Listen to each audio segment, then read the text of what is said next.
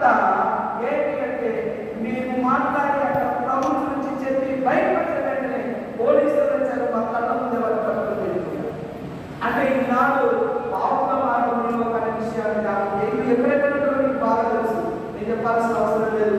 ఏనా ఈ విషయాలు చెప్పాము, ఏంటన్నా ఇలాంటి మాటలు చెప్పారు ప్రశ్నలు అవ్వచ్చు. కానీ మొదటి జ్ఞాపకం చేస్తున్న మాట ఏంటంటే, ఒకటి మరి దుస్తుల యొక్క ఆలోచన నలుగురు, రెండోది పాప మార్గంలో నిలవగుడు, మూడోది ఏంటి అంటే అపహాసకులు కూర్చుని చోటును కూర్చును.